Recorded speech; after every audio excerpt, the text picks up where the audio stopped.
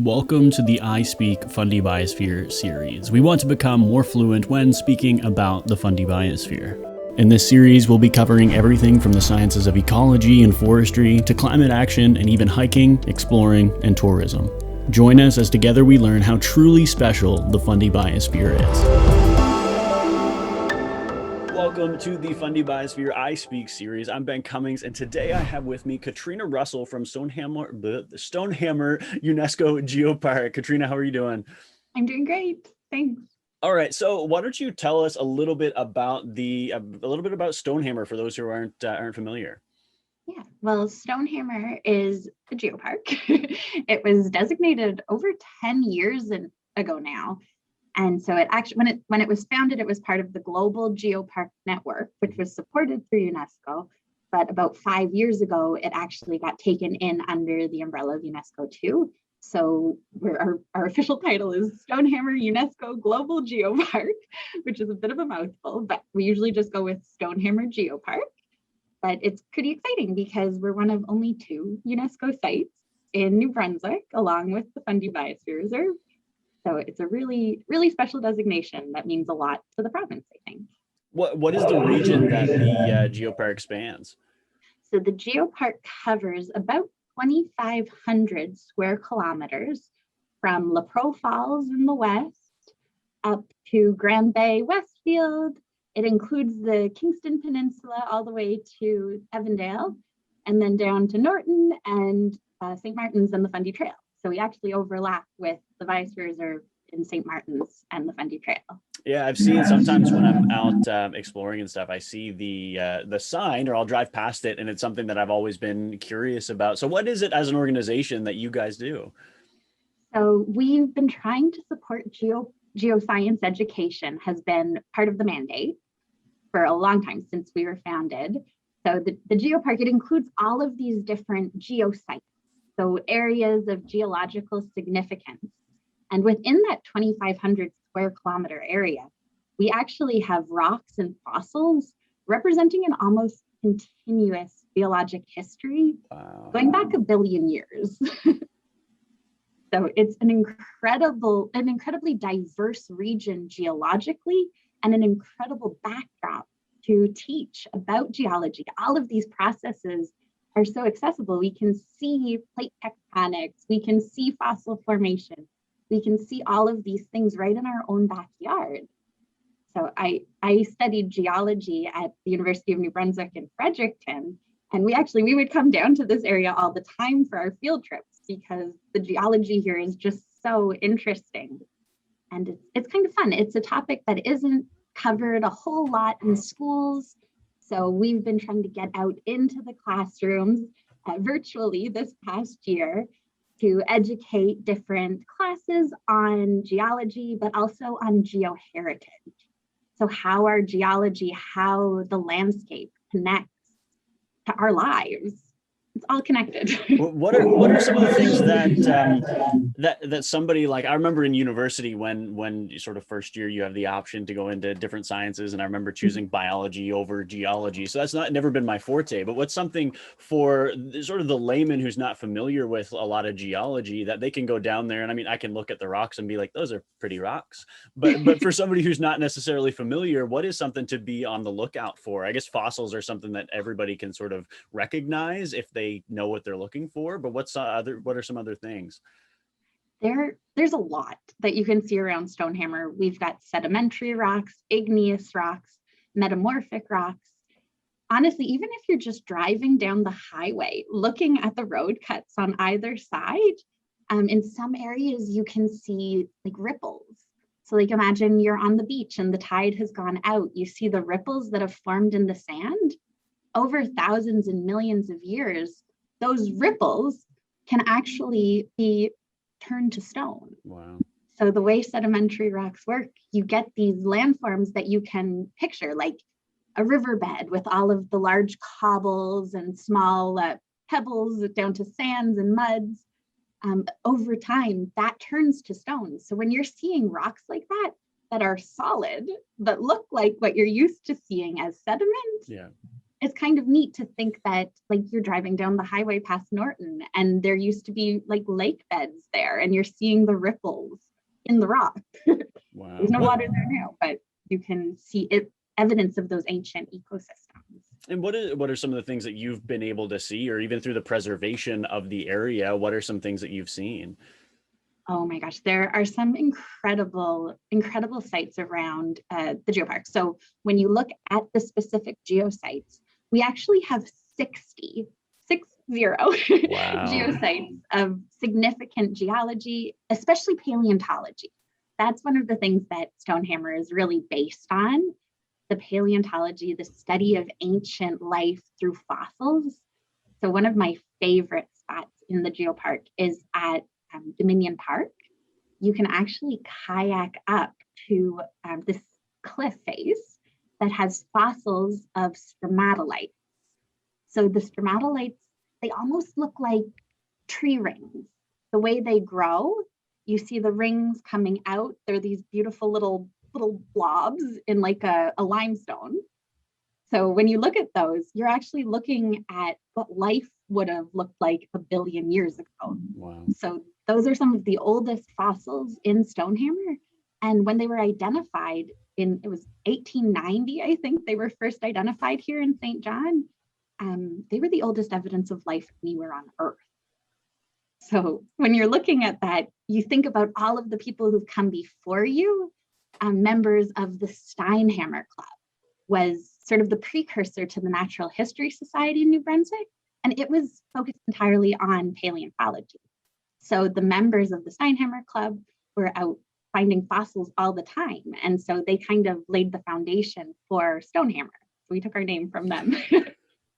That's super cool, because that's something you don't necessarily think about all the time, being from New Brunswick. We're just this little province, or these little communities, but having such vast history, and even the what we see with the FBR is the ecological diversity. It's really cool now to this is our second podcast talking a little bit about geology, that it's really cool to be able to recognize and be able to see that kind of history that dates back, like you say, a billion years through the geology and through the rocks and the sediment that you see here in New Brunswick.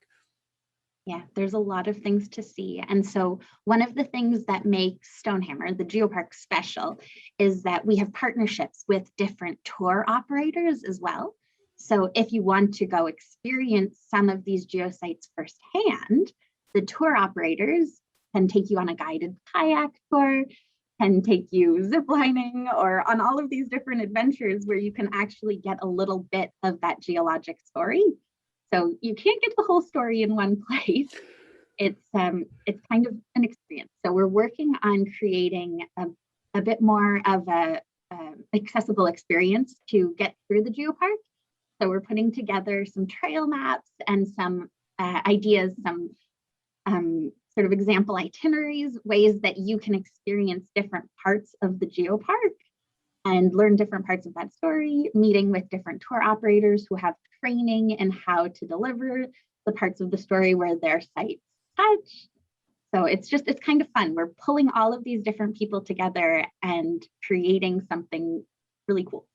Yeah, it'll be really cool through time to be able to see how that develops and how that grows. And I think it's a really important thing to be able to have that accessibility. And that's something I think we've talked about before on the podcast, is that accessibility has been something we sort of talk about, but being able to put it forward and do something like this, a podcast via Zoom, to be able to talk about it and promote it is huge, to being able to give people the opportunity to see these things. And even if you would, you can share some pictures with me that I can share on our pages. Yes, and it would be cool to invite people to some of these tours, and as the tours and as the maps, the trail maps get expanded or put out, it'd be cool to share those as well. And have there been any tours that you've been on or that you prefer, any ones you'd recommend somebody go visit this summer? Oh, well, oh my gosh, there's so many good ones. I really, the kayaking up to the spermatolytes is really something special. That's with Fundy events out of Dominion Park. So I know some of our operators haven't been operating due to the pandemic, but I know that they're still doing their thing there. So I would definitely recommend that. Is there anything that you feel could be done better or should be more focused on with regards to policy or even just industry, like holding back industry from development in the area? Yeah, that's a great question. It's so interesting because even when you look at the buildings uptown St. John, like they're all built on these incredible rocks. We've got fossils under all of them. So it's tough because we want to preserve them. We have legislation in place to protect fossils in the province. Actually, every fossil in the province belongs to the province. So if you find a fossil, there's a duty to report it. So we work closely with the New Brunswick Museum, and the assistant curator of paleontology and geology here at the museum is responsible for all of those fossils.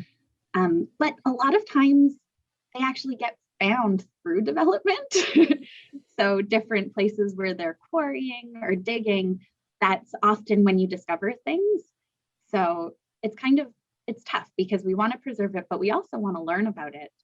So one of the really neat sites near Norton, it's called the Norton Fossil Forest. And it is as cool as it sounds. There's about 700 trees there that were fossilized in place as a forest. And it was only discovered when they started to build the new highway through there. So it was discovered, it was something really spectacular. People got really excited about it. I remember coming down from Fredericton on a field trip to check it out. But because it got so much attention, it ended up getting mostly destroyed. So a lot of the fossils were taken, and we definitely don't want that. So there's a bit of a balance between publicizing some of these fabulous fossil sites and trying to keep them secret so that we're not losing them. Another one of this I actually did a short video on for the school system this year. Fern Ledges is this awesome site that was studied extensively by the Stonehammer Club. And when you go there, it's just along the beach on the west side of St. John. You can actually see where the entire fossil bed has been dug out. Wow. Just by over 100 years of geologists and interested parties digging away at it. So there's very little to see there right now. But yeah, so part of what Stonehammer is really trying to do is to protect these sites. And a really great way to do that is to help people understand them better. Yeah, to understand the significance and be able to actually see it. And if you can sort of turn that into, like you're doing, more trails and attractions to be able to, okay, these are important, to show people how important they are. And is there a protocol for, like you said, when they're quarrying or when there's development? Is it something that's like, oh, hold on, let's stop and then bring in somebody, an expert? Is there a protocol for that? Often that's what happens. I think most companies are pretty good about it. I know my colleague, Matt Stimson, he's the assistant curator of paleontology at the museum. So he gets called out to all kinds of sites, sometimes in collaboration with the Geological Services branch through the government. So they're always going out to these sites, investigating and seeing what they're finding. And some of the fossils they find are awesome. And they bring them into the museum collection. They preserve them that way. But this is such a rich fossil area that you're going to find something. Well, and like you say, with the history along the coast and the history even just in St. John alone, it's huge for paleontologists and I presume archaeologists even to go and experience. There's some really neat archaeological sites throughout Stonehammer as well. The history here is incredible. We have evidence dating back over 13,000 years of Indigenous people in this area. Wow. So it's awesome to think we've got 1 billion years of geology, 13,000 years of human history, and there are so many ways that they connect. So another really neat story is at the Reversing Falls in St. John. You've got sort of your geologic story of how they formed through the collision of continents and the opening of the Atlantic Ocean, the Ice Age, all of these things that have happened there. But when you talk about the Ice Age, that ended 10,000 years ago. People were already here in this area Yeah. So there's a beautiful story about giant beaver building a dam across the river. And that was the reason the reversing falls formed. So it's really neat because when you look at the details of the story, they match up really closely with the Ice Age interpretation that geologists have. So it's just neat to think that somebody was actually here witnessing this, and through the beautiful tradition or oral tradition, being able to carry on those stories and preserve those details for such a long time. Yeah, that's one of my favorite parts about Stonehammer, is being able to connect all of those stories.